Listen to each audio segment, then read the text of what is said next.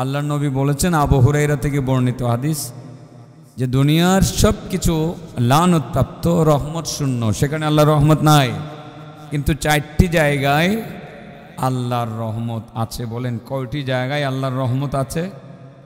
এ 4টির বাইরে আর রহমত নাই। আর আল্লাহর রহমত পাওয়ার জন্য এই 4টি জায়গায় আমাকে খুঁজে বেড়াতে হবে এবং 4টা জায়গায় আমাকে ধরে রাখতে হবে ইনশাআল্লাহ। ঠিক আছে? সামি'তু আন আবি হুরায়রাতা রাদিয়াল্লাহু তাআলা আনহু আন্নাহু ক্বাল সামি'তু রাসূলাল্লাহি সাল্লাল্লাহু আলাইহি ওয়াসাল্লাম ইয়াকুল আলা ইন্নাদ দুনিয়া মালউনা মালউনুন মা ফিহা। আবু হুরায়রা বলেন, আমি নবীকে বলতে শুনেছি, আল্লাহর নবী বলেন, দুনিয়ার মানুষ তোমরা জেনে রাখো, পুরাটা দুনিয়া রহমত শূন্য, রহমত নাই। দুনিয়াটাই রহমত শূন্য, দুনিয়াটাই লানতপ্রাপ্ত। দুনিয়াতে যা আছে সব কিছু লানতপ্রাপ্ত, কিন্তু 4টা জায়গাতে আল্লাহর রহমত আছে, লানত নাই। এর মধ্যে 1 নাম্বার হলো যিকরুল্লাহ, আল্লাহর জিকিরের মধ্যে আল্লাহর রহমত আছে, এবং যারা জিকির করে, যারা জিকিরকারী, তাদের সাথে আল্লাহর রহমত আছে। জিকিরে রহমত আছে, জিকিরকারীদের সাথে আল্লাহর রহমত আছে। এই জন্য মুসলমান খেতে খামারেতে কাজ করার সময় জিকিরের আমলটা চালিয়ে যাওয়া উচিত। জমিনে কাজ করে যাচ্ছেন, এখন তো জমিন বাসার সময়, ধান ক্ষেত বাসে মানুষ, সার দিবে, হইটার কয়নি, হইটার কয় আপনার, হইটার কন, হইটার দিবেন, বাসবেন।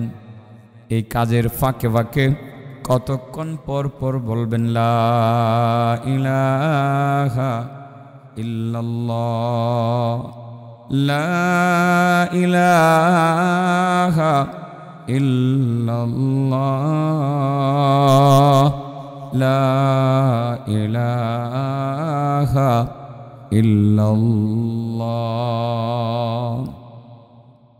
জমিনে যাওয়ার পথে একটু জিকির চলতে থাকুক, জমিন থেকে আসার পথে একটু জিকির চলতে থাকুক, তবে তো রহমত আসবে। জমিনে ভালো ফসল হবে, জমিন নষ্ট হবে না, ধান নষ্ট হবে না, অন্য অন্য ফসল যা করেছেন সেগুলো নষ্ট হবে না। আল্লাহর রহমত অবধারিতভাবে নাজিল হবে, নাজিল হবে। তাহলে 1 নাম্বার আল্লাহর জিকির, এর সাথে রহমত আছে, এবং জিকিরকারীদের সাথে কি আছে? রহমত আছে। জিকির করব তো ইনশাআল্লাহ।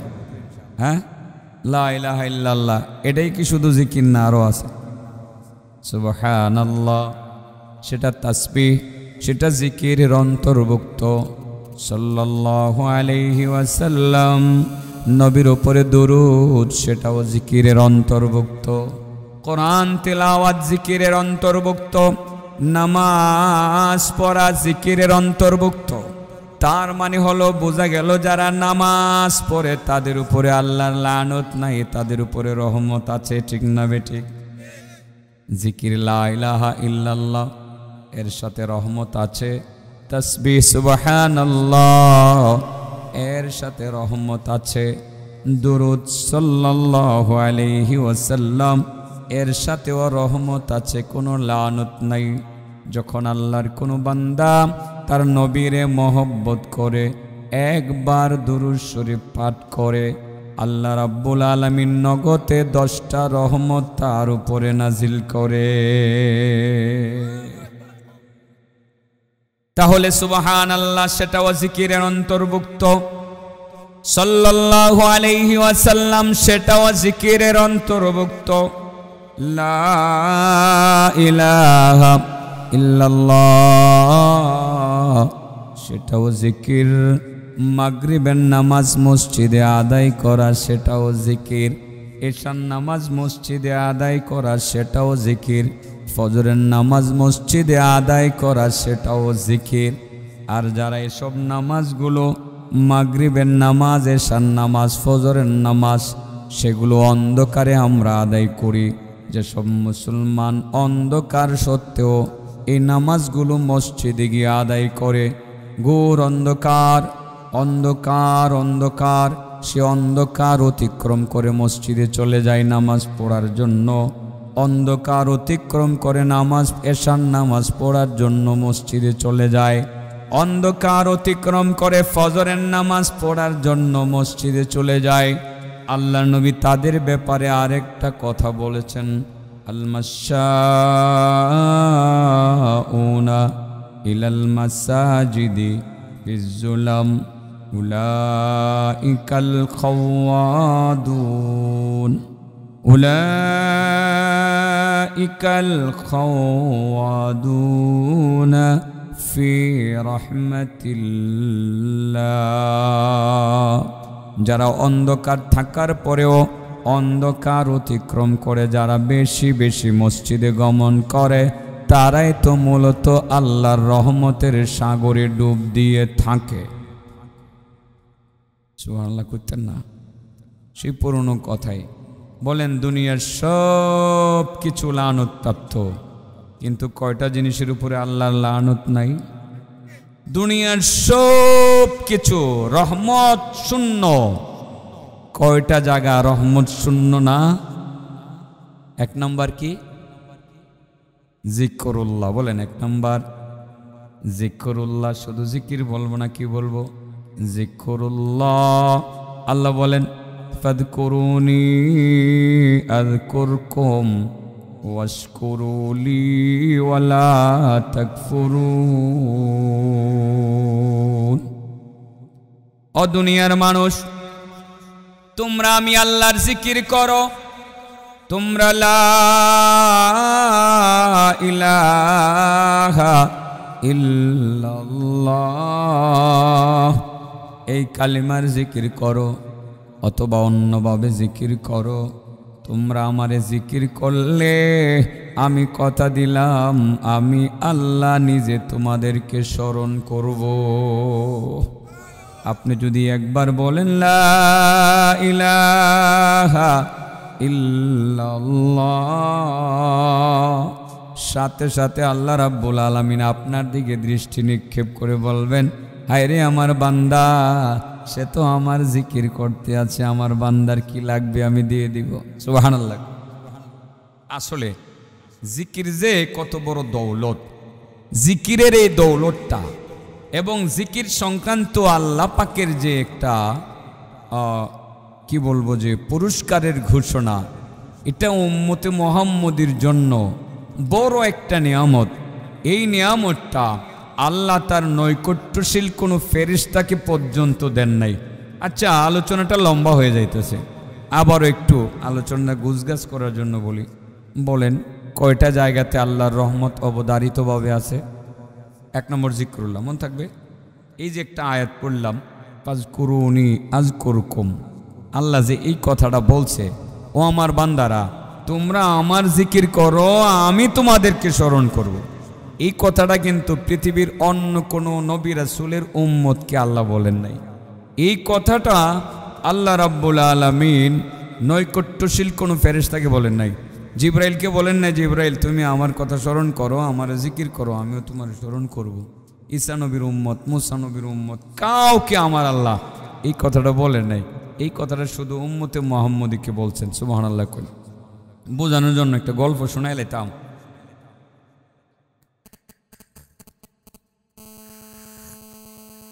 আপনারা কি হযরত মালিক দিনারের নাম শুনছেন? আমার সমালোচনা অনেকেই করে যে আমি মালিক দিনার বলি, মালিক বিন দিনার বলি না। আসলে বলি না, কারণ ওনার নাম মালিক আর ওনার বাপের নাম দিনার, আমার এটা জানা নাই। তবে ওনাকে মালিকু দিনারিন বলা হইতো, মালিকু দিনারিন, মালিক দিনার, দিনারের বাদশা বলা হইতো। কি বলা হইতো? দিনারের বাদশা বলা হইতো। এই জন্য আমি বলি মালিক দিনার, মালিক বিন দিনার বলি না। অনেকেই কয়, সারা দুনিয়ার মানুষ কয় মালিক বিন দিনার, উনি কোত্থেকে আইছে মালিক দিনার কইতো। আমি যেটা জানি সেটাই তো কমু।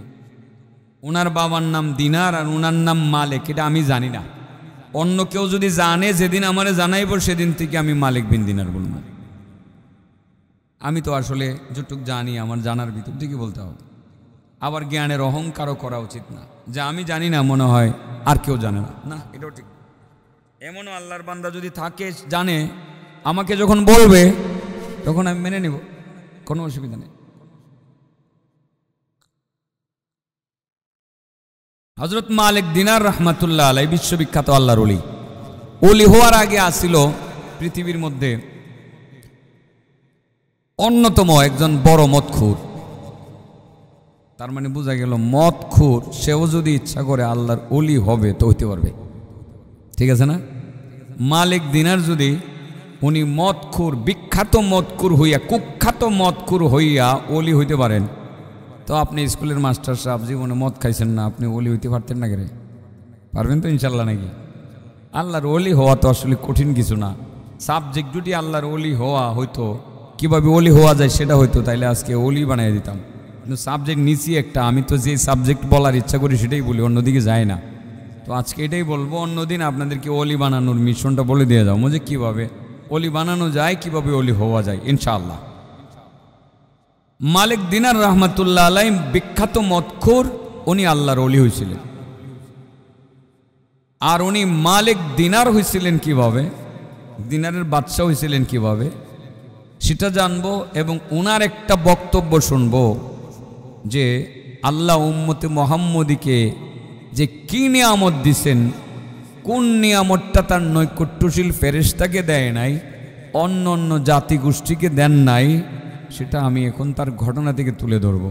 আর এর আগে তো আপনাদেরকে বলেই রেখেছি কই জায়গাতে আল্লাহর রহমত অবধারিতভাবে আছে। এক নম্বর জিক্রুল্লাহ, এক নম্বর কি? জিক্রুল্লাহ, আল্লাহর জিকির, আল্লাহর জিকির। ছেলেরা কইব আল্লাহর জিকির আবার কি? গান এনে গামু সারাদিন, মোবাইল থেকে গান শুনে, মোবাইল থেকে গান শুনে নিজেও গান গায় আর সারাদিন গানে গানে সময়টা কাটায় দেয়। ওই মিয়া, তুমি গান গাও করে, আল্লাহর জিকির গাও, ঠিক আছে না? আজকের থেকে সব জিকির কি চলবো? জিকির চলবো। মালিক দিনার রহমাতুল্লাহ আলাইহি নৌকাতে উঠলেন, নদী পাড়ি দিবেন। ওই যে আগে আপনারা ফুরাইতে দেখেছেন না, গুদারা পাড়ি গেছেন না, ব্রিজ হইবার আগে গুদারা আছেন না, গুদারাই তো কয় নাকি খেয়া কয় গুদারা। গুদারাতে উঠলেন মালিক দিনার, নাম তার মালিক দিনার এখনো হয়েছে না, আসল নাম জানি না, কিন্তু বলার জন্য বলতেছে। উঠছে আল্লাহর বান্দা, তখন আল্লাহর ওলি হয়ে গেছে, মদ খাওয়া ছাইড়ে দিছে। আরে আপনি মদ খুর, সারা জীবন মদ খাইয়েছেন, নামাজ পড়লে পড়ছেন, না পড়লে না পড়ছেন। আজকে এশার নামাজটা পইরা, এশার নামাজটা পইরা মসজিদের কোনায় বসে আল্লাহর কাছে কইবেন, আল্লাহ সারা জীবন মদ খাইছি, সব তোমার নাফরমানি করছি, আল্লাহ আর করতাম না, কোন দিন জানি মরে যাইগা মাহবুদ, আমার মাফ করে দাও। আল্লাহ তুমি না মেহরবান, তুমি না গাফফার, তুমি না গাফর, তুমি না মাফ করতে পছন্দ করো। আল্লাহ আমি ভুল করছি, মাহবুদ তুমি আমার মাফ করে দাও, আর করতাম না। যদি এই কথাটার উপরে অটল থাকতে পারেন, আপনি তো মসজিদের ভিতরে আল্লাহর ওলি হয়ে গেছেন। যদি খালি এইটুকুর উপরে ঠিক থাকতে পারেন যে আর নাফরমানি করতাম না, নামাজ ধরছি আর ছাড়তাম না, রোজা ধরছি আর ছাড়তাম না, জীবনে মদ খাইতাম না, মানুষের হক নষ্ট করতাম না, মানুষের গালি দিতাম না, মানুষকে কষ্ট দিতাম না, মানুষের বাড়িঘর দখল করতাম না, জিনা ব্যভিচার করতাম না, অন্যায় অবিচার করতাম না, তো আপনি যখন তওবাটা কইরা মসজিদ থেকে বের হইবেন, আল্লাহর ওলির খাতায় আপনার নামটা তো আল্লাহর নগদে লিখা লাগবে। মালিক বিন দিনার, মালিক দিনার উনি আল্লাহর ওলি হয়েছিলেন এইভাবেই।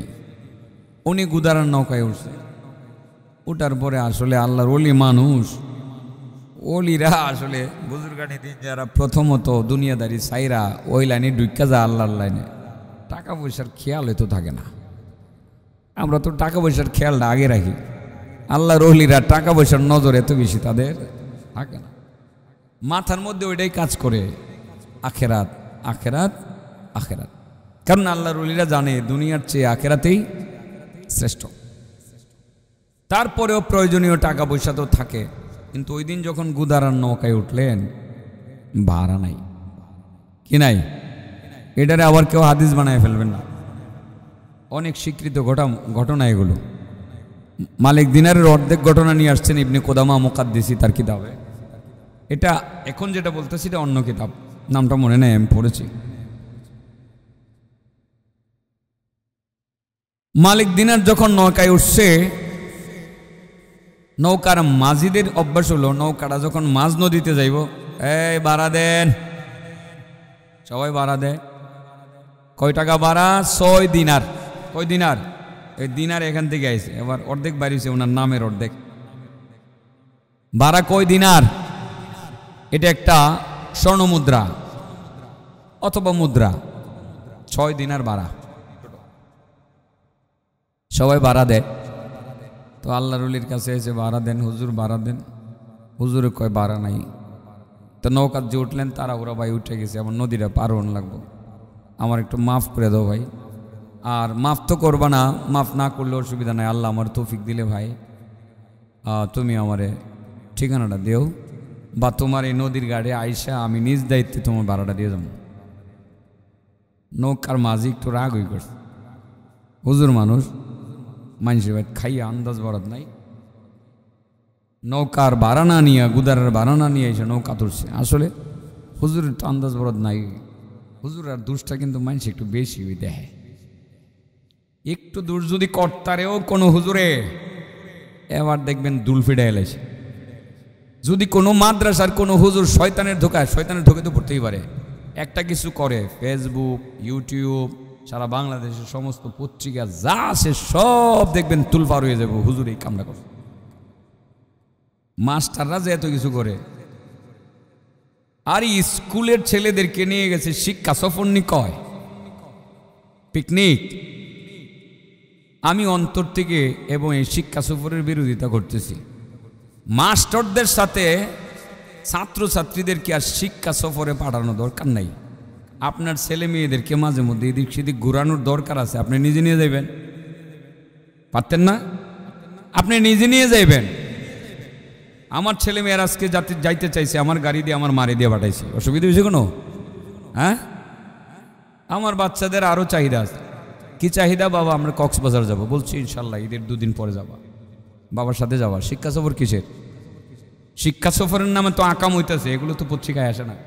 2-1টা আকামের কথা বলতাম, শুনলে তো অবাক হয়ে যাবেন। আরে ক্লাস 8-9-এর ছাত্রদেরকে নিয়ে শিক্ষক শিক্ষা সফরে গিয়া ওখানে হোটেলের রুমে বসা মদ খায় ডাইরেক্ট। ছাত্র মদ ডাইল্লা দেয় আর শিক্ষকে মদ খায়। ফেসবুকে ভাইরাল হয়েছে মোটামুটি, কিন্তু পত্রিকা দেখো আসছে কিনা জানি না, আপনারা দেখেছেন কিনা জানি না। স্কুলের ছাত্ররা শিক্ষা সফরে গিয়া ছাত্র শিক্ষক মিললে একসাথে মদ খায়, নাচে গান গায়, গাড়িতে বসে বসে মদ খায়, যে বাসে গান বাজনা বাজায় যাইতেছে তালে তালে নাচে। শিক্ষা সফর না আকামের দোকানদারি। একটু আগে ফেসবুকে দেখলাম ইউনিভার্সিটির টিচার ছাত্রীকে বলছে, তুমি আমার অফিসে আসো, শাড়িটা পরে আইসো, তোমাকে অনেক সুন্দর লাগে, শাড়ি পরে আইসো। মেসেজগুলো পড়ে আসছে। আকামের দোকানদারি। হুজুর সাহেব যদি কোনো কারণে রাস্তায় একজন মহিলার সাথে কথা বলতে পারি, আরে কথা তো বলতে হয় মাঝে মধ্যে। আমি রাস্তা দিয়ে হেঁটে যাচ্ছি, আমি আমার কথা বলি, আপনাদের ইমাম সাহেবেরও এরকম হতে পারে। হঠাৎ করে একজন মহিলা দাঁড়িয়ে সালাম দিয়ে বসে, মায়ের বয়সের, হুজুর আপনি আমাদের মসজিদের ইমাম সাহেব না? জি। মায়ের মতো একজন মহিলা যখন হুজুর বলে ডাক দেয়, দাঁড়াতে হবে না? বোরকা পরা মহিলা, দাঁড়ালাম। জি আন্টি কিছু বলবেন? আমার নাতিটা অনেক অসুস্থ হুজুর, একটু দোয়া করেন। নাতির জন্য মন কাঁদে, একটু কথা তো হুজুর বলবে, বলবে না? রাস্তাঘাটে দেখলেন ইমাম সাহেব রাস্তায় একজন মহিলার সাথে একটু বলতে বাধ্য ছিল। তিনি বলতে বাধ্য ছিলেন, এই জায়গাতে তিনি এই মহিলাকে অ্যাভয়েড করে যেতে পারছিলেন না, অবজ্ঞা করে যেতে পারছিলেন না। কি করবেন? কথা বললেন। আপনি দেখলেন, দেখেই চাষটলে বসে গিয়ে শুরু করে দিলেন। আমাদের ইমাম সাহেবের চোখ খারাপ রে, রাস্তাঘাটে মহিলাদের সাথে কথা বলে। হুজুরদের এত দোষ। আর হেই বেড়া যে ছাত্রী নিয়ে কাম করতেছে, এটার কোনো দোষ নাই। এগুলো পত্রিকায় লেখে না, এটা পত্রিকায় চলে যাবে। মাদ্রাসার হুজুরদের এত দোষ। হ্যাঁ, তারপরেও আমাদের দোষ থাকতে পারে, আমরা তো মানুষ। আমরা তো কেউ দোষের ঊর্ধ্বে না, আমরা মানুষ। তবে আমরা সজাগ থাকবো, সচেতন থাকবো। আমাদের দেশে এখন অভ্যাসে পরিণত হয়েছে হুজুরদের দোষটা দেখে বেশি। হযরত মালিক দিনার রহমাতুল্লাহি আলাইহি নৌকাতে উঠলেন, ভাড়া না, এটা দোষ, মারাত্মক দোষ। কি দোষ? এই হুজুর মানুষের বাড়িতে খাও, কোনো আন্দাজ নাই, ভাড়া ছাড়া উঠলা, ভাই ভুল হয়ে গেছে, ব্যাপারটা ভুল হয়ে গেছে, টাকা ভুল হয়ে গেছে, ভাই আমি টাকা দিয়ে দিব পরে ইনশাআল্লাহ। নৌকার যাত্রীরাও ক্যাপসে, আসলে হুজুরদের কোনো আন্দাজ নেই, আসলে হুজুরদের কোনো আন্দাজ নেই। নৌকার মাঝিকে ফালাই দিব পানিত, যাত্রীরা হ্যাঁ ফালাই দে। মালিক দিনারকে আবার কোথায় ফালাই দিবে? মালিক দিনারের সবাই মিল্লা ফালাইয়া দিলে ওনার আর করার কিছু আছে? ওনার পক্ষে তো লোক একজন নেই। ঘটনাচক্রে মানে এই নৌকার মধ্যে যত যাত্রী ছিল সবাই হুজুর বিরোধী, আলেম বিরোধী। কি বিরোধী? মানে নৌকার যাত্রী যা ছিল সব কি বিরোধী? আলেম বিরোধী। এই নৌকাটার মধ্যে যারা ছিল, এটা আবার আশেপাশে লোকজন হইনানি কয় হুজুর কি ওয়াজ করতেছে, নৌকার যাত্রী সব আলেম বিরোধী। কি কইল? মানে নৌকা মানে গুদারান নৌকা, আর কি কি নৌকা? আবার অনেকে কইব যে হুজুর কয়ে গেছে নৌকার লোক সব আলেম বিরোধী। এই হুজুরে এমনি তো এদিকে দাওয়াত টাওয়াত দেয় না, আগরপুর মাদ্রাসার তো দাওয়াত দেওয়া ভু আগে বন্ধ করে দিছে। আরে আমারে তো দোষ, এটাও দোষ। এজন্য একটু ব্যাখ্যা সহ কইলাম আর কি, বুঝছেন না? কোন নৌকা? গুদারান নৌকা। সবাই মিল্লা গুদারান নৌকা ছাড়া অন্য নৌকার মধ্যেও তো আলেম বিরোধী লোক থাকতে পারে না? থাকতারে। মালিক দিনার রহমাতুল্লাহ আলাইহির সবাই দূরে আবার দিব পানি ফালায়া, করার কিছু নাই। আল্লাহু আকবার। আল্লাহ কি না পারে? আমার আল্লাহ সবই পারে, পারে না? পারে। ওনারে দিব পানি ফালায়া, দৌড়ছে ফালায়া দিত, পানির ভিতর থেকে 6টা মাছ বাইসা উঠছে। সুবহানাল্লাহ। মুখের মধ্যে স্বর্ণ মুদ্রা, তো ছোট ছোট দিনার নিয়া বাইসা বাইসা ইশারা দিয়ে কয়, তোমরা দিনার নাও না, নৌকার ভাড়া নাও। 6 মাসের মুখে 6টা দিনার ভাড়া নাও। তাই না, যতক্ষণ পর্যন্ত দিনারটা না নিছে ততক্ষণ তারা পানির নিচে যায় না। মাসে মাসে ভাড়া পরিশোধ করছে। সাবধান, কেউ হাদিস মনে করবেন না, বুজুর্গদের কাহিনী। আমার আল্লাহর পক্ষে এটা সম্ভব। এটা বুজুর্গের ক্ষমতা না। কার ক্ষমতা? আল্লাহ পারেন। সহি হাদিসের মধ্যে এর চেয়ে অলৌকিক ঘটনা সাহাবাদের ক্ষেত্রে ঘটছে, ঘটছে না? এর চেয়ে বেশি অলৌকিক ঘটনা ঘটছে। সাহাবাদের কেরামতি অনেক প্রকাশ পাইছে। এটা আমার আল্লাহর সব ক্ষমতা। কার? আল্লাহ ইচ্ছা করলে পারেন, আল্লাহ ইচ্ছা করলে এটা পারেন। ভাড়া পরিশোধ করলো। এবার নৌকার মাঝি তো লজ্জা ভাই কইল যে ভাই তুমি বললা তোমার কাছে কোনো দিনার নাই, আমাকে মাফ করে দিও, মাফ করে দিও। আমি তো দেখতেছি তুমি বলতেছো তুমি গরিব মানুষ, দিনার নাই। আমি তো দেখতেছি আন্তা মালিকু দিনারিন, তুমি তো দিনারের বাদশাহ। সেখান থেকে নাম হয়েছে মালিক দিনার। আলেম সাহেব বুঝতে পারছে? সেখান থেকে নাম হয়েছে কি? মালিক দিনার। এবার সবাই মাফ চায়, হুজুর মাফ করে দেন। মালিক দিনার বলেন, নৌকার মাঝি ভাইয়া ও যাত্রী বন্ধুরা, আমি তো ক্ষমা করার মালিক না। যার কাছে ক্ষমা চাওয়া দরকার তার কাছে ক্ষমা চাও। আমি কোনো ব্যথা নেই নাই, আমি কোনো কষ্ট নেই নাই। তোমাদের যদি মনে হয় কোনো অপরাধ করেছো, তবে আল্লাহর কাছে মাপ চাও। ও নৌকার মাঝি ভাইয়া, তোমরা আমাকে পানিতে ফেলে দিতে চাইছিলা, ফালাও নাই। আমি আর তোমাদের নৌকায় থাকবো না। তোমরা আমাকে না ফেললেও আমি নৌকাতে থাকবো না, পানিতে আমি লাফ দিয়ে পড়ে যাব। আমি তোমাদের নৌকায় থাকবো না। আমি কিছুক্ষণের মধ্যে তোমাদের নৌকা ছেড়ে আমি পানিতে লাফ দিয়ে পড়ে চলে যাব। তবে যাওয়ার আগে তোমাদেরকে 2টা কথা আমি বলে দিয়ে যেতে চাই। ও নৌকার মাঝি ভাইয়া, ও যাত্রী বন্ধুরা, 1 নাম্বার একটা বিষয় হলো, মহান আল্লাহ কোরআনুল কারিমের মধ্যে একটা আয়াত নাজিল করেছেন নবীর উপরে, ফাজকুরুনি আযকুরকুম। ওই যে জিকির আই পড়ছে, আর এটা কইবার লাগে তেন গেছে। ফাযকুরুনি আযকুরকুম ওয়াশকুরুলি ওয়ালা তাকফুরুন।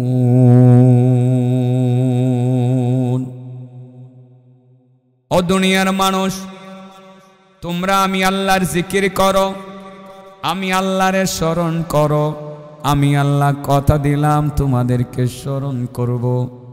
ও নৌকার মাঝি ভাইয়া, ও যাত্রী বন্ধুরা, এই যে নির্দেশ, এই যে একটা ঘোষণা যে আল্লাহ রাব্বুল আলামিনের জিকির করলে আল্লাহ নিজে স্মরণ করবেন, এরকম কোনো কথা আল্লাহ রাব্বুল আলামিন দুনিয়ার কোনো অন্য নবীর কোনো উম্মতের জন্য এরকম ঘোষণা দেন নাই। তার নৈকট্যশীল কোনো ফেরেশতাকে পর্যন্ত এই নিয়ামতটুকু দেন নাই।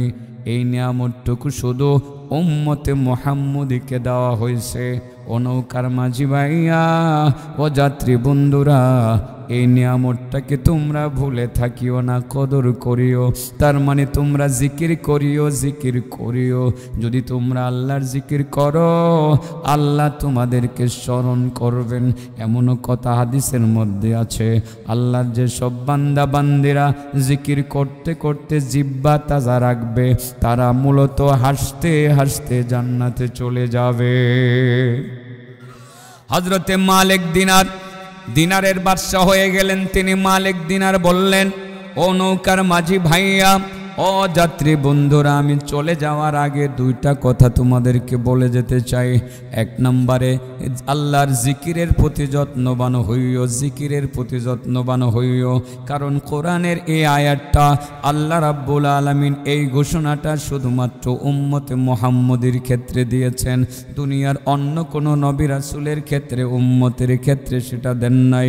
সেই ঘোষণাটা তার নৈকট্যশীল কোনো ফেরেশতাদের ক্ষেত্রেও দেন নাই, শুধু উম্মতে মুহাম্মদীর ক্ষেত্রে দিয়েছেন। অতএব কারণে এই ঘোষণাটা উম্মতে মুহাম্মদীর জন্য বড় নিয়ামত। এই নিয়ামতটাকে তোমরা হাতছাড়া করিও না, জিকির করিও। জিকির করতে করতে জিহ্বাটা তাজা রাখিও, হাসতে হাসতে জান্নাতে যেতে পারবা।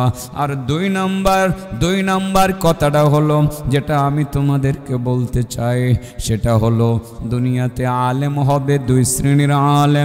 এক ধরনের আলেমকে উলামায়ে হক্কানি রব্বানি বলা হবে, আর এক শ্রেণীর আলেমকে উলামায়ে সু বলা হবে। দুনিয়াদার আলেম যারা দুনিয়ার বিনিময়ে দিন বিক্রি করে দিবে, এলেম শিখবে, কোরআন শিখবে, হাদিস শিখবে, প্রচার করবে শুধু পয়সা কামাই করার জন্য। তাদের উদ্দেশ্য হবে শুধু দুনিয়া, দুনিয়া, দুনিয়ার কাছে তারা দিন বিক্রি করে দিবে। ওই সমস্ত দুনিয়াদার আলেমদের কাছে ভিড়বা না, তাদের কথা শুনবা না, তাদের কথা মানবা না। উলামায়ে হক্কানিদের সাথে থাকবা, দুনিয়াদার আলেম থেকে তোমরা দূরে সরে থাকবা।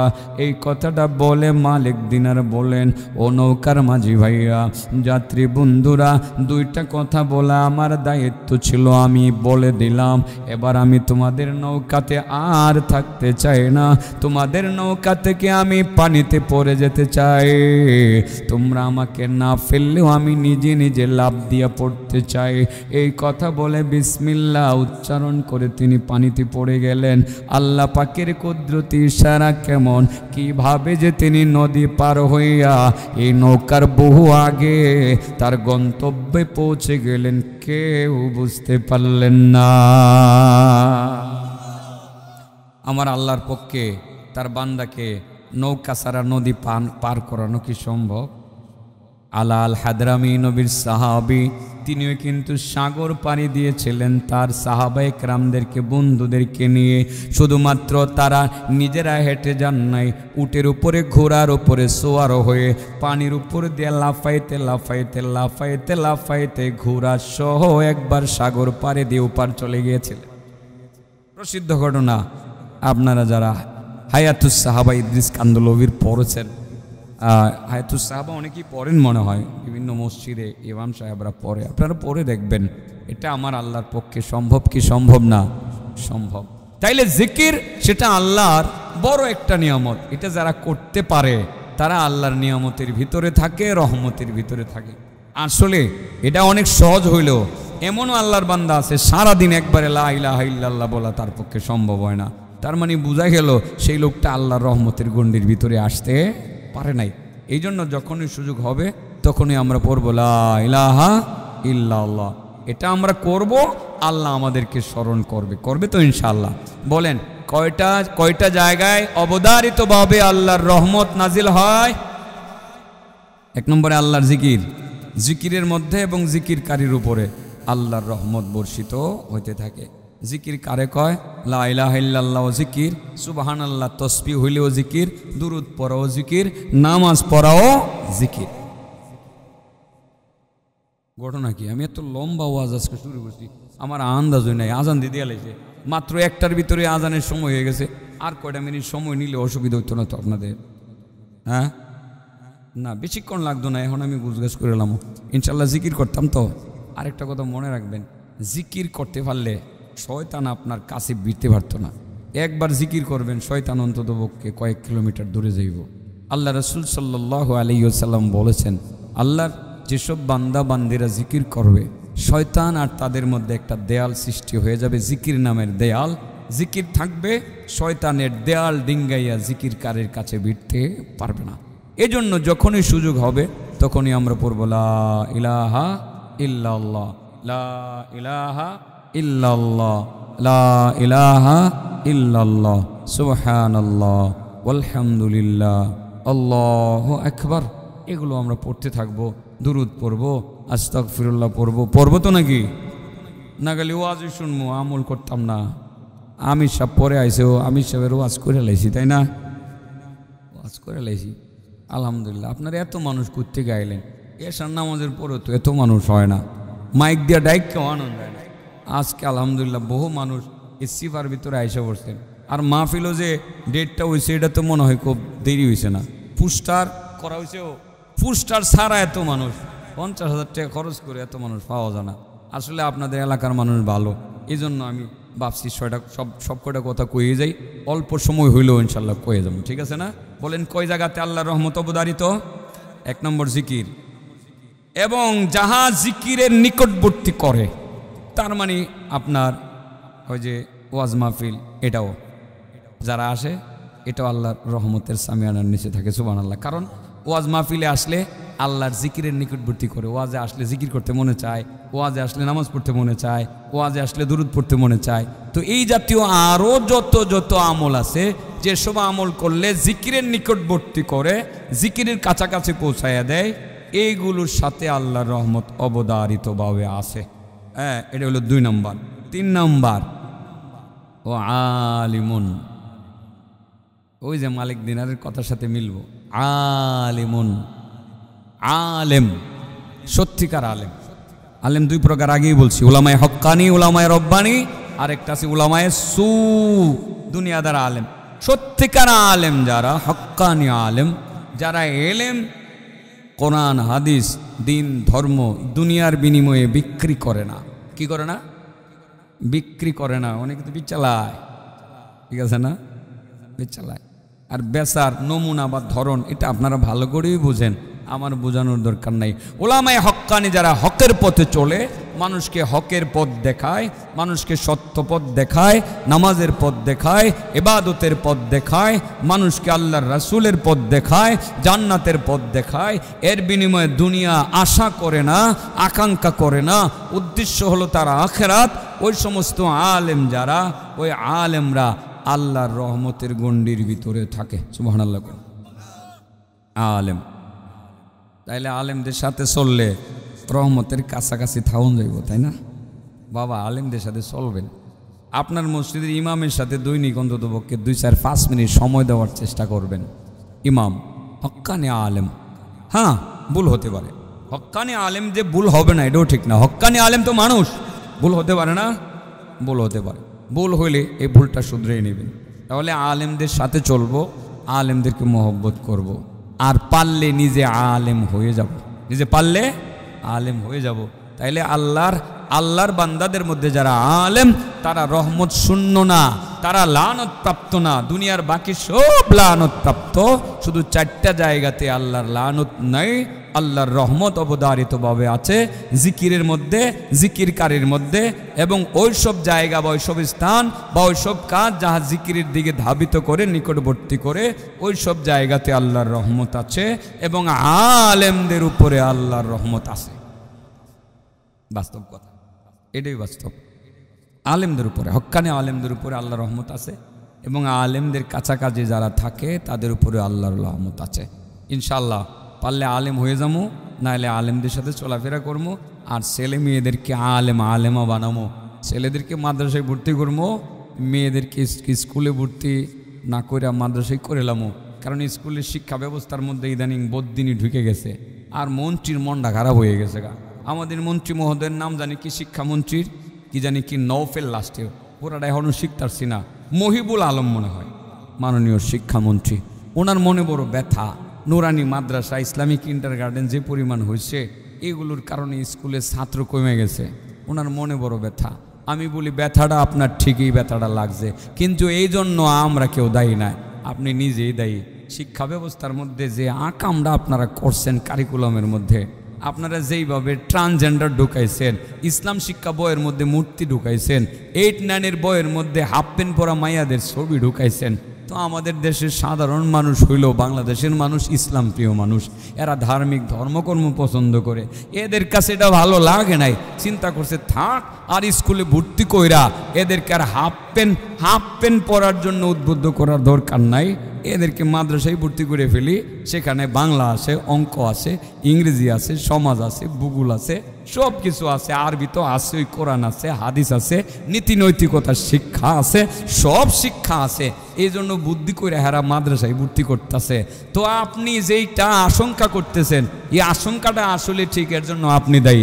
আর আমরা তো এটা আগের থেকেই চাই যে ছেলেমেয়েরা সব মাদ্রাসায় লেখাপড়া করুক, আর শুধু এটা না, আমি চাই বাংলাদেশের সবকটাই স্কুল মাদ্রাসা হয়ে যাক। কারণ স্কুলের ভিতরে যদি খালি ইসলাম শিক্ষাটা ঢুকে, এমনি তো মাদ্রাসা হয়ে গেল গা। বদ্দিনী শিক্ষা বাদ দিয়া জেনারেল শিক্ষার পাশাপাশি ইসলামী শিক্ষা ঢুকায় দেন, মাদ্রাসা হয়ে যাবো। আমরা তো অন্তর থেকে এটা চাই। আমরা চাই নীতি নৈতিকতার শিক্ষা আমাদের ছেলে মেয়েরা পাক, আমাদের মেয়েরা হাফ প্যান্ট পরা না শিখুক, আমাদের মেয়েরা স্কার্ফ পরা শিখুক, আমাদের ছেলেরা নাইস গান না শিখুক, আমাদের ছেলেরা তারা শরীর চর্চা শিখুক। কোনো আপত্তি নেই, শরীর চর্চা করবে, খেলাধুলা করবে, এটা তো করবেই। আমরা খেলাধুলা করি, আমরা যখন মাদ্রাসায় লেখাপড়া করেছি, আমি নিজে ঢাকায় লেখাপড়া করেছি, ঢাকা ইউনিভার্সিটির ছেলেদের সাথে আমি ফুটবল খেলছি বিকালবেলা, আমি নিজে ফুটবল খেলেছি। আমি দাওরা হাদিস যে বছর পড়েছি সেই বছর আমি ফুটবল খেলেছি, কিন্তু 1 সেকেন্ডের জন্য আমি হাফ প্যান্ট পরি নাই, আমি আমার পায়জামা পরে, আমার গেঞ্জি পরে আমি ফুটবল খেলেছি। অসুবিধা নাই তো, আমাদের ছেলেরা খেলবে, কোনো অসুবিধা আছে? কোনো অসুবিধা নাই। শরীর চর্চার জন্য খেলবে, কোনো অসুবিধা নাই। কিন্তু আজে বাজে নাইস গান আমাদের ছেলে মেয়েরা শিখতে চায় না, জোর করে শিখাইবেন। এজন্য এরা আয়সা পড়তেছে মাদ্রাসায়। আয়সা বরক আল্লাহ সবাইরে আলেম বানায় লাগ, কারণ আলেমের উপরে আল্লাহর রহমত অবধারিতভাবে নাজিল হয়। আমাদের ছেলে মেয়েদের উপরে আল্লাহর রহমত নাজিল হইব, এটা আমরা চাইতাম না। গজব নাজিল হইব, এটা চামো। এবার বলেন কয় জায়গাতে আল্লাহর রহমত অবধারিতভাবে আছে? 1 নম্বর জিকিরে, এবং যারা জিকির করে তাদের উপরে, ঠিক আছে না?